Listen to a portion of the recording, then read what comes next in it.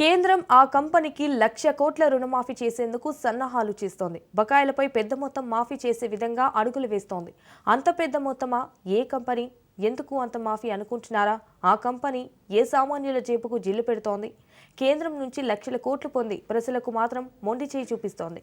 ములిగే నక్కపై తాటిపండు పడ్డట్లు భారీగా ఛార్జీలు పెంచి ప్రజల్ని ఆందోళనకు గురి చేస్తోంది. అదే టెలికాం కంపెనీ.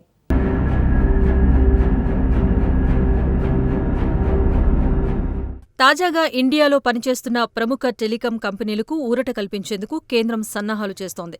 ఏజీఆర్ బకాయిలపై పెద్ద మొత్తం మాఫీ చేయాలని ఆలోచన దిశగా అడుగులు వేస్తోంది. ఈ సంస్థలను ఆదుకునేందుకు ఏజీఆర్ బకాయిల్లో పెద్ద మొత్తంలో మాఫీ చేసే ప్రయత్నం చేస్తోంది. కేంద్రం తీసుకునే ఈ నిర్ణయంతో టెలికాం కంపెనీలకు దాదాపు 1,00,000 కోట్ల రూపాయల ఊరట లభించే అవకాశముంది. కాగా గతంలో టెలికాం సంస్థలు దక్కించుకున్న స్పెక్ట్రమ్కు గాను బ్యాంక్ గ్యారంటీలు సమర్పించాలన్న నిబంధనను ఇటీవలే కేంద్ర ప్రభుత్వం తొలగించింది. ఈ నేపథ్యంలో మరోసారి ఈ సంస్థలకు ఊరటనిచ్చే ప్రయత్నాలు చేస్తున్నట్టుగా తెలుస్తోంది. ఇక కేంద్ర ప్రభుత్వం ఈ నిర్ణయం అమలు చేయగలిగితే వొడాఫోన్ ఐడియా, ఎయిర్టెల్ వంటి సంస్థలకు భారీ మేలు చేకూరే అవకాశముంది.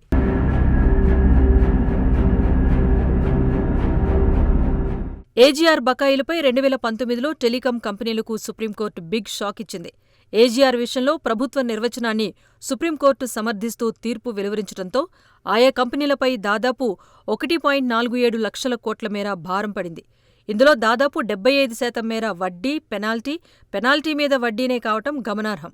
వొడాఫోన్ ఐడియానే అత్యధికంగా చెల్లించాల్సి ఉండగా ఎయిర్టెల్, టాటా టెలిసర్వీసెస్ 2-3 స్థానాల్లో ఉన్నాయి. 2025 మార్చి నాటికి వొడాఫోన్ ఐడియా బకాయిలు 80,000 కోట్లకు, ఎయిర్టెల్ బకాయిలు 42,000 కోట్లకు పెరిగే అవకాశముందని టెలికాం వర్గాలు వెల్లడించాయి.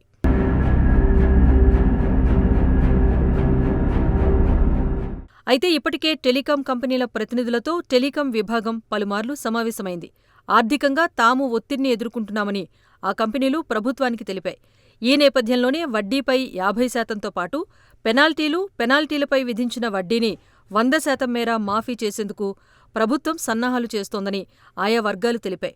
అయితే ఈ ప్రతిపాదన అమలైతే దాదాపు 1,00,000 కోట్ల మేర టెలికాం కంపెనీలకు ఊరట లభించే ఛాన్స్ ఉంటుంది.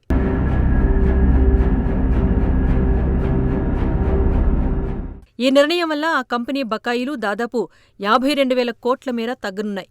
ఎయిర్టెల్కు 38,000 కోట్లు, టాటా టెలిసర్వీసెస్కు 14,000 కోట్ల మేర ఊరట లభించనుంది. ఈ నిర్ణయం కారణంగా టెలికాం రంగంలో గుత్తాధిపత్యానికి తెరపడి అన్ని కంపెనీలకు సమాన అవకాశాలు లభిస్తాయని మార్కెట్ విశ్లేషకులు భావిస్తున్నారు.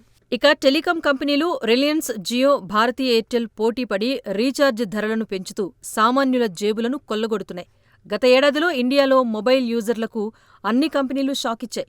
ముఖ్యంగా అంబానీ సంస్థ జియో మొబైల్ టారిఫ్లను 27% పెంచేసింది. రిలయన్స్ జియో బాటలోనే భారతీ ఎయిర్టెల్ ప్రయాణిస్తోంది. దాదాపు అన్ని రకాల ప్లాన్స్ పైన 21% వరకు ఛార్జీలు పెంచేసింది. ఆయా ప్లాన్ల వ్యాలిడిటీని బట్టి ప్రీపెయిడ్, పోస్ట్ పెయిడ్ సహా అన్లిమిటెడ్ కాలింగ్ ప్లాన్ ఛార్జీలు 11 నుంచి 20% వరకు పెంచేసింది. రిలయన్స్ జియో తన ప్రీపెయిడ్, పోస్ట్ పెయిడ్ టారిఫ్ ఛార్జీలు 12 నుంచి 25% పెంచేసింది. ఇటు రిలయన్స్ జియో, అటు భారతీ ఎయిర్టెల్ పెంచిన టారిఫ్ ధరలు ఒకేసారి అమల్లోకి రావటం గమనార్హం.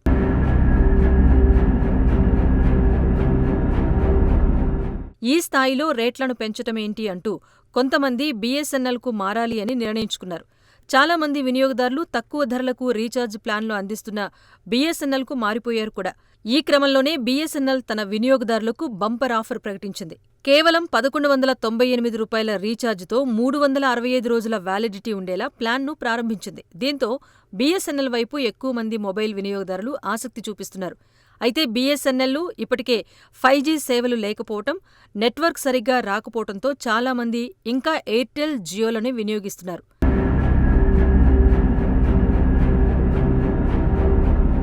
ప్రతి నెలకు ఇంట్లో కనీసం 2 ఫోన్లుంటే ₹500 రీఛార్జికే ఖర్చవుతోంది.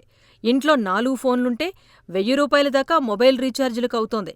ఈ భారం మరింత పెరిగే అవకాశాలు ఉండటంతో ప్రజలు ఆందోళన చెందుతున్నారు. ఇండియాలో అత్యధిక కస్టమర్స్ ఉన్న ఎయిర్టెల్, జియో సంస్థలు రేట్ల పెంపు వల్ల దాదాపు 25% అధిక లాభాలను సొంతం చేసుకునే అవకాశాలున్నాయి. దీంతో ఇప్పటికైనా రీఛార్జ్ రేట్లను తగ్గించాలి అని సామాన్యులు కోరుతున్నారు.